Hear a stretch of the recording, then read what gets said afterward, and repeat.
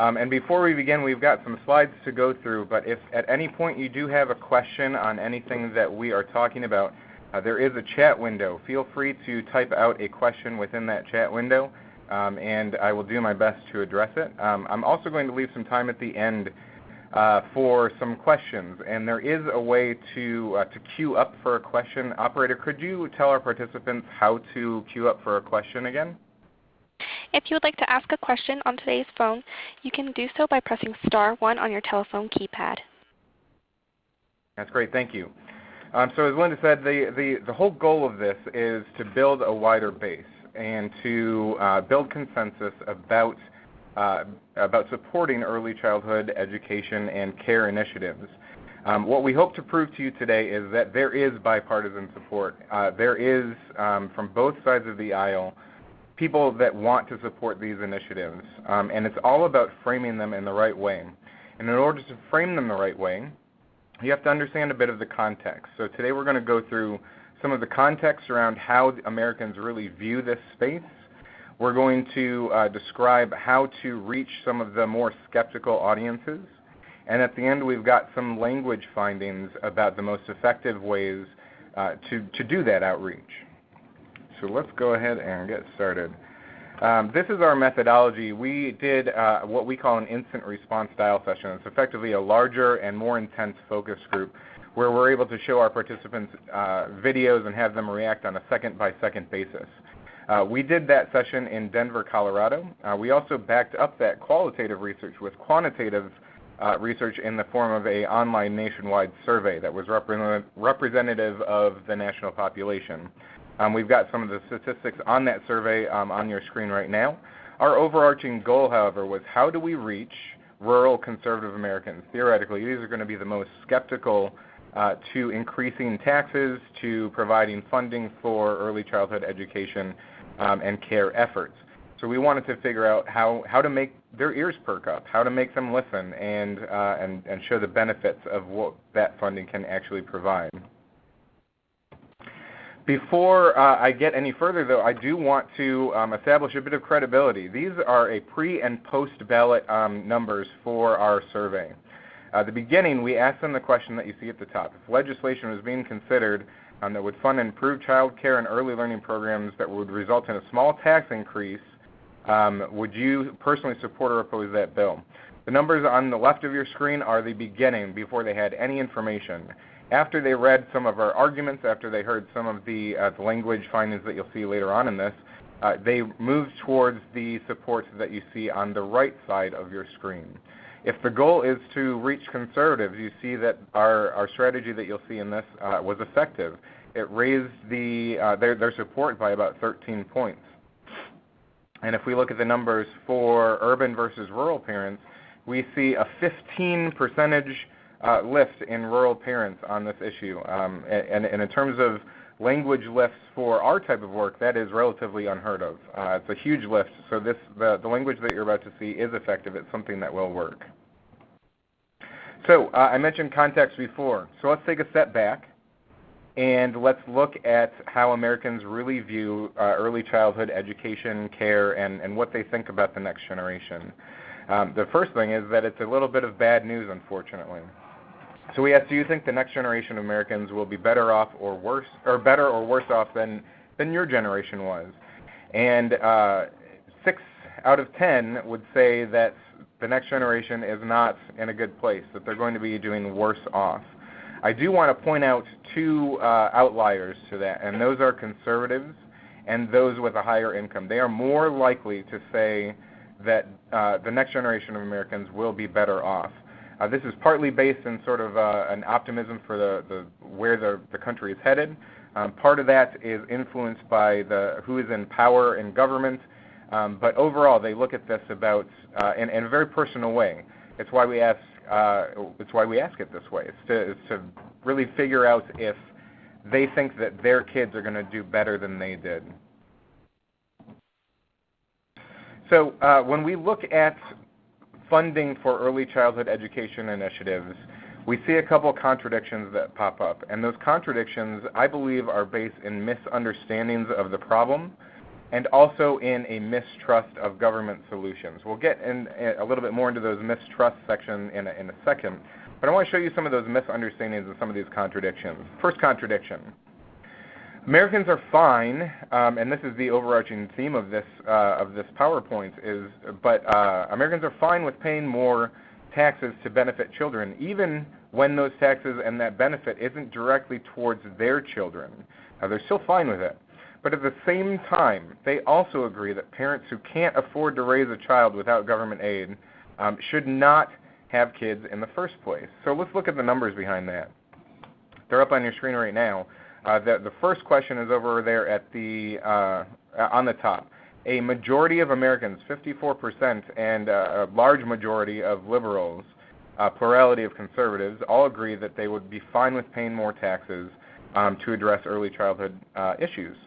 But then the numbers on the bottom, with the exception of liberals, the majority of Americans also agree that if you can't afford to have a kid without government assistance, you shouldn't have a kid. That's a contradiction, and it stems from a misunderstanding of the problem. It stems from a lack of a tangible accountability structure. So if Americans say, like, well, I'm okay with spending money and raising my taxes, they want to see a tangible benefit out of that. And in this space, it's very difficult to point to that tangible benefit. We can say that early childhood education programs really build a foundation for success in school and in career and in life. But how do you measure that? And you'll see that lack of tangible accountability with this being a problem in some misunderstandings and mistrust in government in a second. Contradiction number 2, Americans agree that every child should have all of these benefits: food, clothing, medicine, shelter, education. But also, at the same time, they disagree that those children can actually find affordable options for those things in the U.S. Let's look at the numbers. It's overwhelming that every child should have access to these items, 88% for the total. When you look at the bottom where the United States actually has these things in an affordable, high-quality way, the only group that believes that access exists is conservatives. And that leads me to what I see as the problem, why conservatives tend to be more skeptical in this space. And it's because they simply don't see a problem in the first place. If 47%, a plurality of conservatives agree with the statement that the United States already has affordable, high-quality child care options for every child, regardless of their family circumstances, that's a misunderstanding of the problem. And when faced with the facts, as you'll see a little bit later on, their opinions start to change a little bit. Overall, this is an issue about cost. We asked a variety of different where the problem stems from. What do they blame the most? And cost comes out to be the biggest culprit. So if you look at the numbers here, do you think the biggest cause of the lack of quality in child care and early learning programs in America is from, and 57% would say that it's from high cost. There is a lot of messaging out there about the lack of access, how lower income and struggling families are being able to get a affordable and high quality child care program. But as you can see, it's the cost that they really identify as the major culprit. And quality comes in as a distant third there. So how do we move forward with that? Who should take the reins? Who should provide solutions? And we asked about trust, and we asked about whose responsibility this is. And you'll have the numbers for that in just a second. But overall, we found that there's a deep mistrust, especially at the federal level, with government. And instead, I'm speaking for conservatives, they would like solutions to come from the non-profit and public-private partnerships. With liberals, they're more content with state government ownership of this problem and responsibility for this problem. But let's actually look at the numbers there. So here is the distrust of federal government. Everyone is more distrustful of the federal government than trustful of it. This was a bit surprising to me. I thought liberals would be a bit more trusting of the federal government than the numbers here showed. But we see this actually tracks with other trust studies that we've done with government. And the reason for that is who's in power. These numbers actually flip pretty drastically when the Democrats are in power. You see a much higher trust score for the federal government on the liberal side. When we look at state and local, though, there is more trust, but certainly I wouldn't call that trusting of those two institutions. There's still the more local you get, the better, but it's still government, and there's associations with inefficiency. There's associations that accountability is not going to be where it needs to be in terms of spending those dollars. And when we get to trust for institutions outside of the government, the numbers skyrocket. So now we have a much higher trust level, and the highest trust is actually with nonprofits. This is where Americans really believe that solutions can come from, that credible solutions and ones that will actually work will come from, not from government. So conservatives, they are more likely to believe that it's the state's responsibility. We just looked at trust numbers, and now we're going to start looking at responsibility numbers. And really, who winds up putting forth a viable solution to this is going to need to have a mix of both trust and a sense that the public thinks that they're responsible for it. So conservatives believe on the responsibility side that it's the state government's responsibility. Liberals are going to say that it is the federal government's responsibility. Here are the numbers behind that, and it shows exactly what I just said. Conservatives are more focused on state, liberals are more focused on the federal.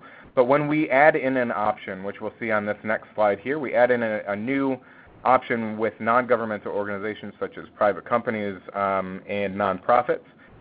That's where conservatives really place the responsibility for solving this problem. It's not a government solution for conservatives.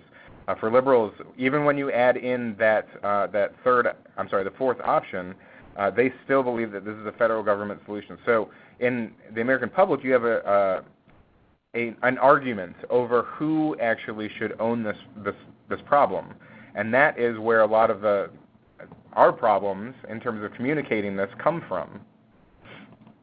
So for liberals, it makes sense why they're aggravated with the problem. They believe the responsibility, remember, lies with the federal government, but they don't have any trust in the federal government, at least in its current form.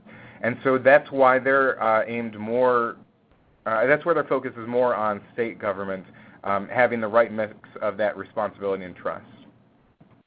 And for conservatives, it's not a federal fight at all. They don't trust the federal government, and they don't believe it's the responsibility of the federal government to address this problem. So for them, non-governmental organizations, nonprofits, are really the way forward to finding solutions.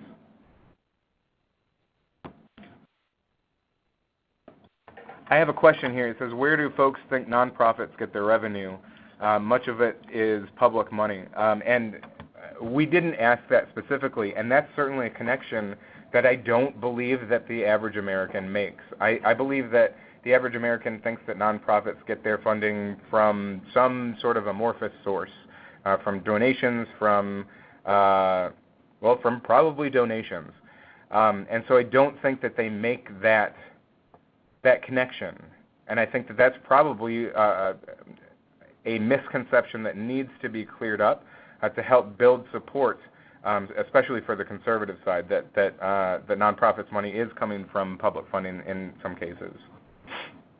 So the slide that we have here, a plurality of conservatives believe it's the parents' responsibility. So now we're talking about what role the government should take in providing solutions. So no surprise here, the liberals believe that the government has a responsibility in this arena. But conservatives believe that responsibility lies solely on parents. In fact, a plurality of conservatives believe that there shouldn't be any interaction from the government at all. And that I could point to the mistrust of federal government, and I could point to the fact that they're conservatives and that they want a smaller government footprint.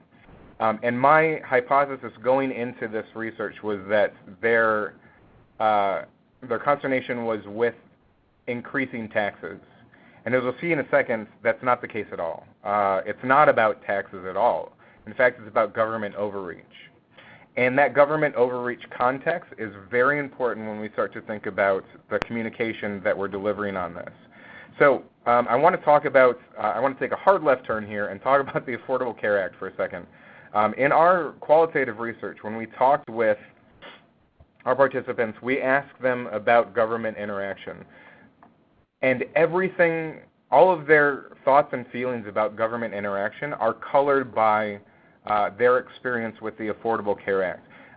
It was supposed to make, for them, healthcare more affordable, more accessible, and in fact, it did the exact opposite for many of the people that we talked to, or that's the narrative that they believe. And so when we think about that in terms of communication, we need to make sure that we avoid some pitfalls and some associations with that context, with the Affordable Care Act. So if you're making comparisons in words and phrases, Obamacare is going to come up. They, instead of believing that government assistance raises everyone up to a new standard, they believe that instead it lowers everyone down to the lowest common denominator. And that's the context that they had to view early childhood education funding and how government assistance might actually be implemented. So when we talk about things like universal pre-K, that turns conservatives and lower income participants off immediately. Why? It's because of the universal word, right? They hear universal, they think of universal health care. It's a talking point that we heard over and over again in the last election. So instead, it's about reframing that idea of universal health care into something that is more agreeable to everyone.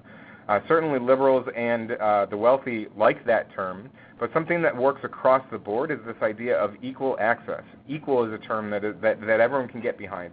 It doesn't have any political associations or connotations attached to it, and so it's within that framing that we can start to talk about this in a way that reaches both sides of the aisle. Understanding conservatives. I mentioned that it's not the fact that we may raise taxes to support these initiatives. In fact, their driving fear is about government overreach. Here's the numbers behind that. As you can see at the bottom, that it will raise my taxes. What's your biggest concern when it comes to government involvement in funding? That it will raise my taxes is at the very bottom. For conservatives, it's that the government will overstep its role and teach my children values and ideas that I don't agree with. So it's this overstep and a teaching of morality, teaching of values and character traits that they don't want the government to own at all. For liberals, it's that the program will be managed inefficiently, and that's really where that accountability argument and measurements would really help to convince liberals. But on the conservative side, you need to quell this fear that the government is going to step into their living rooms and start teaching them how to raise their kids. That's not what anyone is promoting. But that is a very real fear that you need to speak against. And I believe we've got some language and at least a framing to do that. So to answer the overreach argument, it's all about the benefits to families. They're concerned that this overreach is going to be a net negative to families. So it seems natural that the counter to that should be to talk about the benefits to families. And here's some language that we tested. And across the board, between conservatives and liberals, we see that the language on the top beats the language on the bottom. The language on the bottom is the overreach argument. The language on the top is when we start to talk about that these programs allow parents more time with their children to teach them values, to facilitate those interactions and to facilitate that conversation rather than replacing it. So government interaction here is about supporting the relationship between kids and their parents rather than replacing it. That needs to be a key message. It may seem sort of like a well-duh moment, but it is a message that still needs to be delivered because, again, by understanding the context of conservatives' concerns. mentioned that there are some facts that really move the needle. Here's one of them. And this is about the median income of child care workers.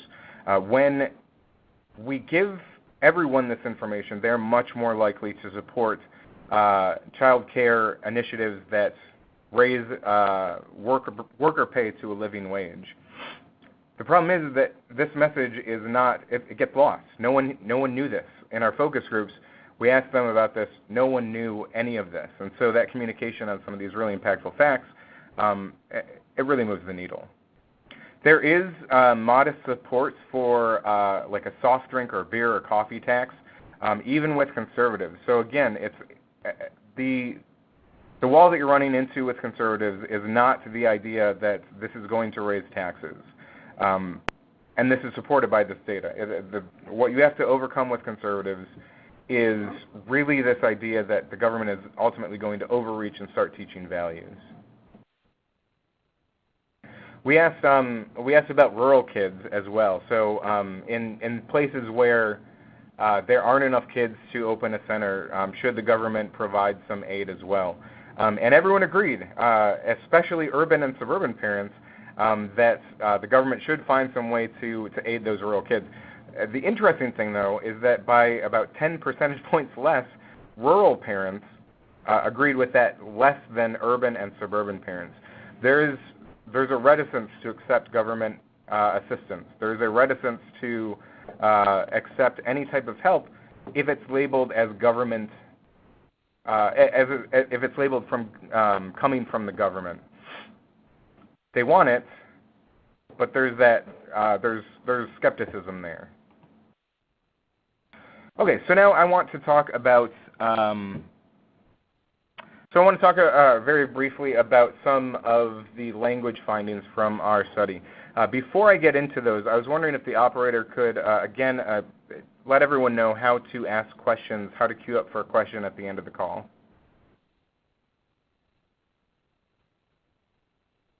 I think it was, all right, I don't hear the operator. So I believe it was pressing *1 on your touch-tone phone, and we'll make some time for questions at the end of this presentation. Okay, so discussing the right results. Well, we can't necessarily point to metrics in terms of the impact that early childhood education may give until it gets down the road a little bit, until they're in high school and middle school and that type of thing. We do want to talk about the right result, even if we can't address that accountability piece. And the right result that we found is creating a healthy environment and parental involvement. That addresses both concerns from liberals and conservatives. And it's interesting. Look at the difference in numbers between some of the responses for what characteristics are most important in a high-quality early learning and child care program. For liberals, it's all about creating a healthy environment and social emotional learning. But on the conservative side, the winning responses are parental involvement and a faith-based curriculum. This idea of a faith-based, of associating faith-based communities and faith-based organizations with your efforts is also a huge talking point. It's a way to convince conservatives that it's not going to be the government teaching values, that there are going to be values that they agree with that are associated with the programs that they're then being funded. So while we don't expect faith-based organizations to take on the responsibility of these programs, partnering with them, using their names, assuring parents that some of the values that faith-based organizations teach will be included in some of these programs is very important to conservative voters. Some themes that work: growth and success instead of school readiness. This is, if you do any work in education, you know that there's an adverse reaction to standardized testing. And this is sort of an extension of that. Instead of school readiness, which is based in academics, early childhood education, they want to be about growth and success. So that's growth as a person. That's growth as being able to manage your emotions before you get into a classroom. That's knowing how to share. That's knowing how to regulate your emotions. That's not necessarily, I know my ABCs and I know how to count and I know how to do math. That's school readiness. On the other side, it's these this growth idea that is much more impactful with this audience. So here are the total numbers here. When we look at school readiness, that is down there at the bottom at 11%. But when we talk about preparing children to learn, grow, and succeed, that's that's a majority of people who responded that they liked that approach, that language better. Here's a theme that works is being child-focused. In our research, we wanted to figure out what was the more compelling narrative to persuade people to get behind early childhood education programs. Do we talk about the children, the students, and how how not having access to those programs might have some dire consequences for them down the road, and that's the language that you see on the screen right now. And then on the next slide, and I'll come back to this one in a second, but on the next slide we also talked about the difficulty for working moms in balancing a career and finding affordable childcare. That balance is something that we thought would be very persuasive for people. And the last one is this idea that child care workers aren't simply making enough money, and that reduces the quality that they're able to provide in these daycare programs or in pre-K programs. What we found, though, and I'm going back a slide now, is that it's really this idea of focusing on the consequences to children. That may not make a whole lot of sense if your goal is to increase wages for early childhood care workers. You would think that you'd want to focus on how the consequences to those workers and how that may be affecting them in the classroom. But we're actually going to suggest that you need to go at it from a different angle, and here's that angle. So if you want to end up at more pay for teachers, more pay for early childhood workers, you need to start off with the consequences to children.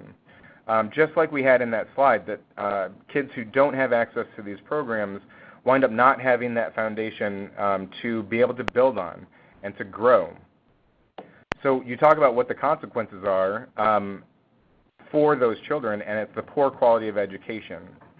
And where does that poor quality of education come from? Well, it's from teachers who are not qualified. And how do we get teachers who are qualified? Well, then we get to the argument about more pay for teachers. So instead of focusing on this narrative of child care workers, on teachers who aren't being paid enough, even if that's your goal, I urge you to instead flip the script a little bit and talk about the consequences to the kids first. You can transition your argument later, but if you focus on the kids first, that's where we found that the most persuasive narrative lies. So, programs with every family in mind. We wanted to figure out, how do we talk about low income? How do we talk about families who need this type of support? And it's about using inclusive messaging. The words that are in the middle, those all have sort of a negative tint to them. So the struggling family, hardworking, there's a negative connotation that goes along with those, and it starts to talk about it in a negative way. What we found is that conservatives really don't respond at all to this negative tone. So you have to be inclusive in your messaging. You have to be positive in your messaging. And that's where this word every family or all children, inclusive messaging like that really comes to the forefront. As an aside, and I'm sorry, I don't think I have this slide for you, but we found the term low income actually turns off a lot of conservatives. So an alternative that you can use for low-income families or low-income students is struggling. It's the second response on the slide that you're looking at right now. Now, when we wanted to know why, so in our focus group, we heard that people, first off, don't want to classify themselves as low-income, so it's a personalization bias that they have. They don't want to put themselves within that group. But more importantly, low-income sort of seems like it's a negative, right? It's a classification of people who, in their minds, haven't pulled themselves up by their bootstraps at some point in their life. There's sort of a blame associated with the term low income. If you talk about struggling, it looks at it from the other side. It looks at it from a more positive bent. So struggling families are trying to pull themselves up by their bootstraps. They are trying to make their lives better, but it's sort of this overarching context that they're struggling in that holds them back. So it's these small shifts, these small transitional shifts in how you talk about things that can really impact how people perceive your messaging. Now we have, so we've got a question here. How would you respond to someone who argues that increasing pay for teachers wouldn't lead to teachers being more qualified, but rather unqualified teachers being paid more? How would I respond to that? I would have a lot of difficulty with that argument because certainly there are many cases that you can point to where that is the case. I would hope that there are an equal number of cases where you can point to a higher teacher pay actually attracting and retaining, and that's where I've really focused a lot of your argument, is on the retention of qualified and skilled teachers. In our focus group, we asked about quality in the classroom. We asked about what quality meant, and there was a woman who had worked in one of the larger daycare organizations, and she said, and she admitted to this, she said, I was completely unqualified for that job. I didn't have the training, I didn't have the certification, it was a job to me, it was not a career. And that's the type of narrative that's really holding you back in terms of acquiring high quality teachers. But you won't even get there if the pay isn't there to attract and retain high quality teachers. That's how I would reply to that criticism from people on that argument. We want early childhood education to, and this is the key phrase, build a quality foundation. It's a quality educational foundation. That is language that really works with your target audience, parents of children under 5. It works with both sides of the aisle. It's this idea that it sets a kid up for success, and you can build on that foundation. It's visual language. It helps people imagine sort of this very loosey-goosey idea of education and what that means, and it helps them visualize what we're actually doing. You can visualize building a foundation that you can build something on, and it's that painting a picture that really helps persuade people. We're looking at an equal opportunity. We showed you equal access worked earlier in these slides. Equal opportunity works as well. It's not about a real opportunity or a fair opportunity. They don't want a fair opportunity.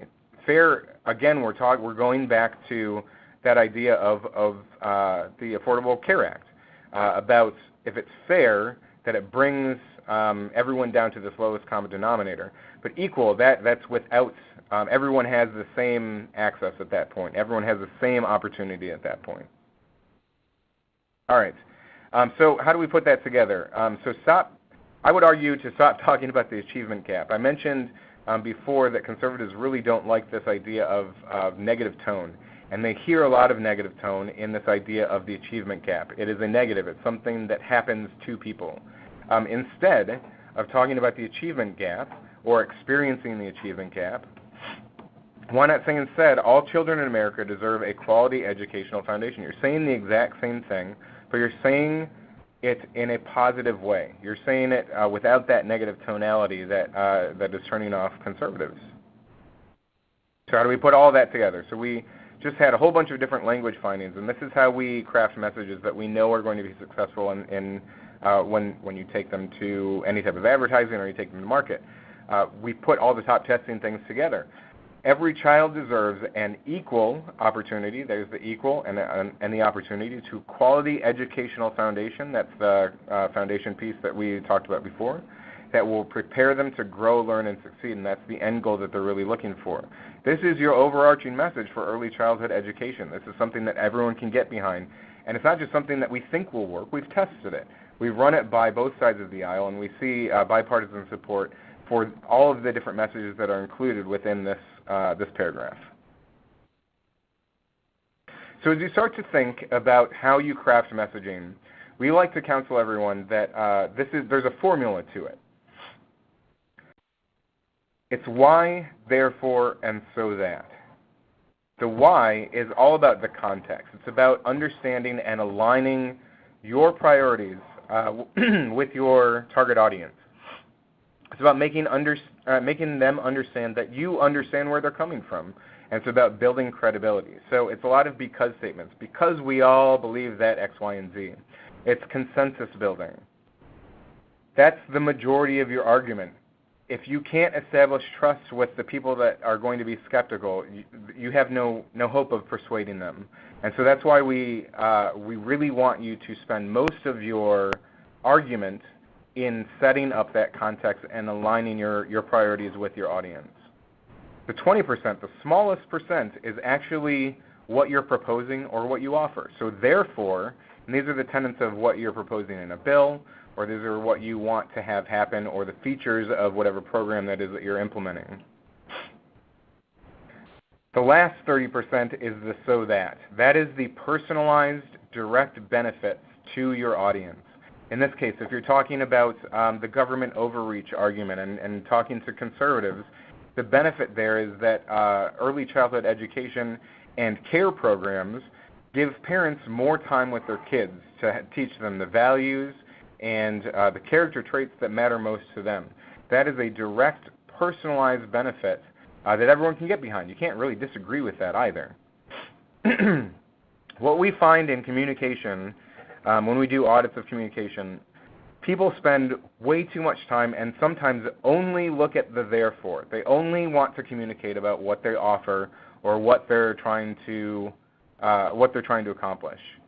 But it's really by setting the context before and linking to benefits afterwards that you create a persuasive argument that is going to actually move the needle with public perception.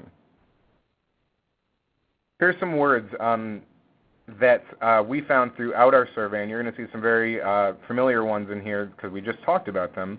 So equal, every family, all children, opportunity, a strong or a solid or a quality foundation. These are words that make people's ears perk up. And the best part is that with only, I think, one exception here, and that's the faith-based one in the bottom, second column from the bottom on the right that works mostly just for conservatives. But the best part is that all of these words work for both sides of the aisle. It's how you build consensus by framing your argument about things that people want to hear. Yes, they are buzzwords, but yes, they also work. So incorporate them as much as you possibly can. So I want to sum up before we move to questions. And hopefully, operator, I was wondering if, well, I'll just say it. If you want to queue for a question, again, it's, I think, *1 on your touch-tone phone to queue up for a question. We'll have some time at the end where you'll be able to ask a question directly and we can have a discussion. So what you really need to know, the most important thing, if you remember one thing from this presentation, is that there is actually bipartisan support for funding these initiatives. It's not just on the Democrat side. There is conservative support for it. And there is rural support for it as well. It's not just within urban and suburban communities where this has support. It's everyone. You saw the numbers. The majority of Americans support funding these initiatives. I also hope you believe that skeptics can be convinced with the right messaging. We showed you those lists from the pre- and post-ballot of our survey, and there were tangible lists when you use the right messaging to describe the programs and describe the benefits. There is a deep misunderstanding of the overarching problem in America, and that means that you have some education to do as well. That means that you need to correct some of those misperceptions about where funding is actually going, about the benefits that funding actually provides, that this isn't something that the government is going to go in and teach kids values.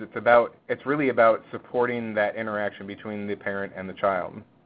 So for liberals, it's all about access for families, but for conservatives, your message should be more about this parental involvement idea that I just talked about, and linking to these faith-based connections, which will help allay any concerns that they might have on that values idea. You can overcome that government overreach skepticism by focusing on the benefits to families, and conservatives don't respond to that negative tone. So again, the ending is a quality educational foundation for all children. That should be your overarching message, and that's what you should strive for. Lastly, one point that came out of our qualitative research is that parents are your allies in this. They are more easily persuaded, and that makes sense, right? They're living this every day. They're living the decision between getting a second job and finding affordable child care. They want what's best for their kids, and they want to ensure that that opportunity is extended to everyone else in the country as well. So they get it. They're living it, and they understand those difficulties. And so we urge you to really lean on parents as allies within this advocacy effort. Let them be your voice. Let them, urge them to call their congresspeople about enacting change on this, enacting real funding to get some things done. And with that, I will move to questions. So, operator, do we have any questions queued up? At this time, there are no phone questions, but as a reminder to star 1. We have one question here. And we've already answered that one. So we've got one question here in the chat window. It says, will we have access to the buzzwords on this slide afterwards? And what I would urge you to do is, Linda was very generous in putting this presentation together. And so I would urge you to reach out to her directly, and she will send along some slides afterwards.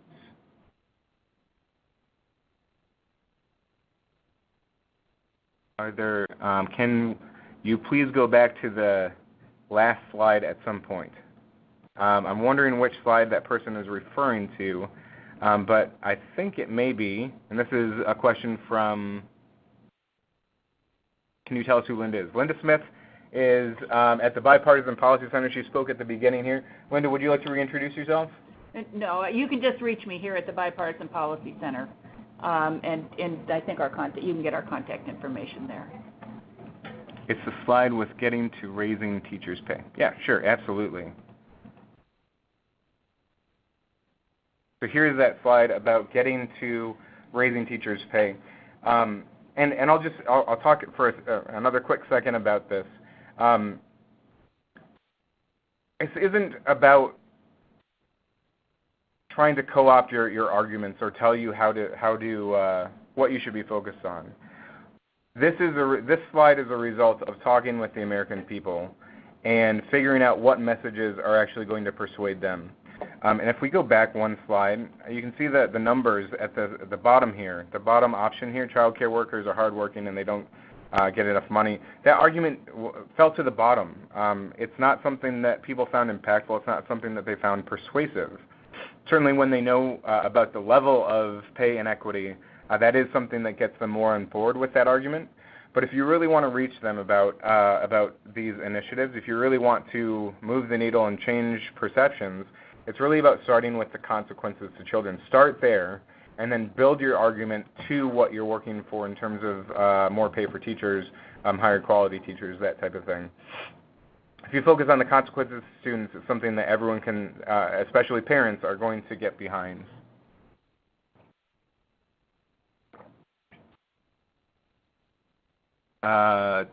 Someone's asking if it's possible to obtain a copy of the presentation slides to utilize for talking points. And again, I would urge you to reach out to Linda here at the Bipartisan Policy Center, and she will be sending on some additional slides at request.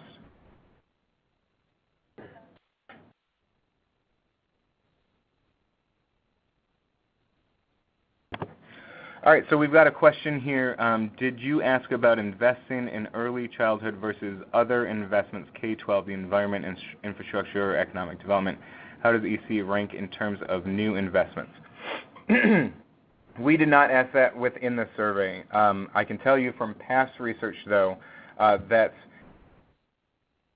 it's not as high up as you would like in comparative terms with things like the environment, infrastructure, economic development, that type of thing. When you talk about education generally, and people I think when you talk about education generally, I think they understand it in the K through 12 space, not the early childhood education development and care programs. Education generally will test about middling within a larger scope of issues when it comes to like immigration, jobs, economic development, infrastructure, all these different things. It's by framing the benefits and the consequences to inaction where you're really going to make that make the visibility of education funding rise up in comparative value to some of the other ones. The difficulty is that when again, I'm going to go back to this accountability issue, right? So if we spend money on education, what are the measurements that we can see coming out of it? As a taxpayer, you'd want to know that. And for K through 12 education, you can look at standardized testing scores. You can look at all sorts of different metrics that are out there.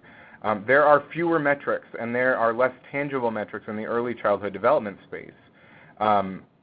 It's hard to measure how many kids are ready for kindergarten, because what does ready mean? It's hard to determine how many programs are quality, because what does quality actually mean?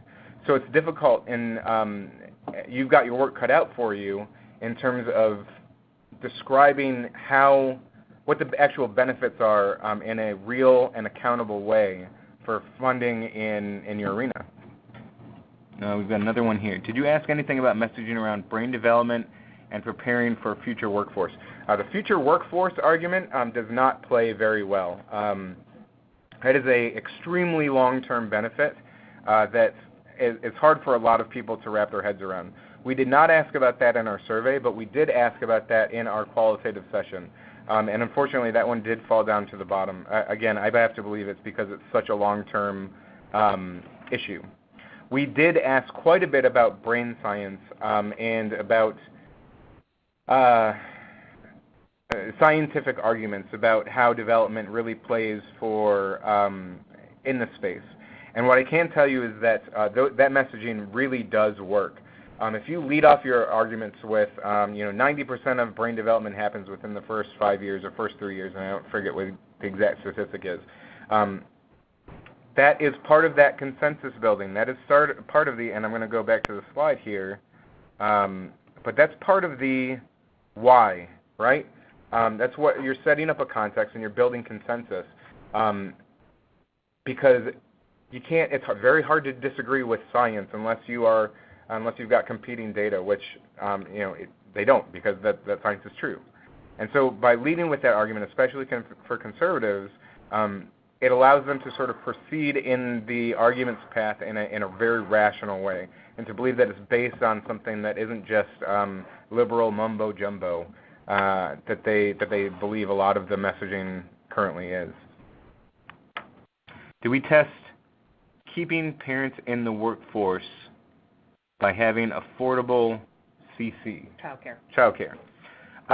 So that, I think, plays very closely with the messaging of more time and interaction between parents and their kids.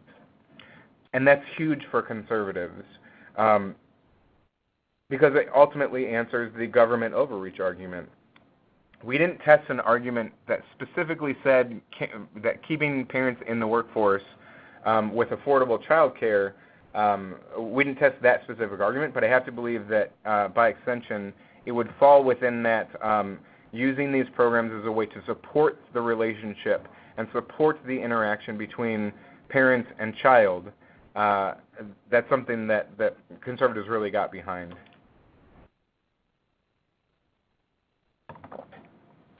Which one? Did you have any read on... Elizabeth asks, did you have any read on which issue area within early education resonates most among the various paths to improve? Teacher quality, education quality, accessibility, and affordability. I would tell you that if you're looking at what they blame the most, and I'll try and see if I can pull up that slide really quickly, but what they blame the most is affordability. That's where they see the real problem in this, and is that you do have to make the decision, parents do have to make the decision whether or not they're going to stay in their job or pay for childcare. That's a decision we shouldn't have to make in this country. And that's something that they're being asked to make on a very regular basis. And so that high cost, that almost leads into these other two arguments that you see on the screen. High cost is a factor in having lack of access. High cost is a factor in the poor quality that some people perceive within these institutions. And so I would say in terms of what resonates most, the more that you can talk about addressing affordability, that is going to be your best bet going forward. Oh, up. Yep. Okay, Anne asks, how about this? Early childhood education builds a quality educational foundation for all children. To do that, we need teachers to know what they're doing, and getting them takes good pay. I couldn't agree with you more. Building a quality educational foundation for all children, so make sure that you use inclusive terminology there. But you've got all the words that. To do that, we need teachers who know what they're doing. So I think you can use the word high quality teachers there. I get that who know what they're doing. I understand what you're trying to do there. But I think high quality is a vague enough term that people can sort of read into that however they want it. And so high quality teachers, we heard a whole bunch of different responses in our focus group about what high quality actually means, whether it's from certifications, whether it's from the educational experience that they have, it's whether it's from the interactions they have in the classroom.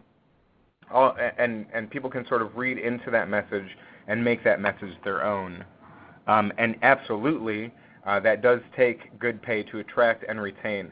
I would use those words, attract and retain high-quality teachers. That's the whole thing that you're asking for, and that's something that I think most people can understand very, very quickly.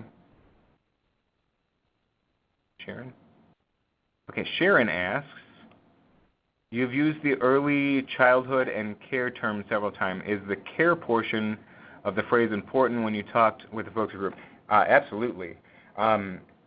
In fact, if you're still looking at the screen, the high cost thing, I think that is totally associated with care, not necessarily with education side of it. They see the cost of what to do with their kids so that they can make money to pay for what they're supposed to do with their kids as this sort of weird argument loop that they have real hard time getting their heads around. So this care idea is central to that. The education piece certainly comes in afterwards. Once they've found a way to access and afford a care situation, well, then you start to look at the high quality, low quality arguments of what that educational experience is actually like. And Julie asks, if parents are in the workforce, how does that support their interaction with children since they're working? Absolutely. That is, so we found in our research that asking rhetorical questions is a wonderful way to make your point, because what it does is it forces someone to answer the question in their own voice. If you ask me a rhetorical question, I'm answering it in my head, and I hear my voice talking from your point of view. So it's a really persuasive way to get your point across. So this question, if parents are in the workforce, how are they able to interact with their kids? That's a wonderful way to make people start to think about that actual interaction, make people think about what it means to a kid, what the consequences are to a kid who doesn't have that interaction. It makes them think about the choices that parents and struggling families have to make every day in this high-cost care environment.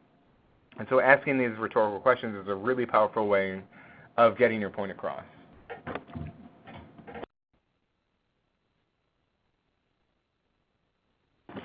Yep, and I'm looking through the question list here. If you have questions, please by all means continue to write them in the chat box here.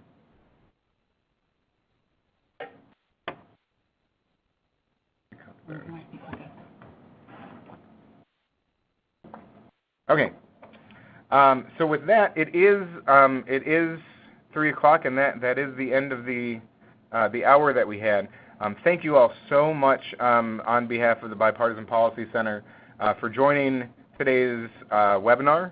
If you do have any questions, please feel free to reach out to Linda here at the Bipartisan Policy Center. And thank you all so much for your time. All right, thank you so much. And that concludes today's presentation. We thank you for your participation. You may now disconnect.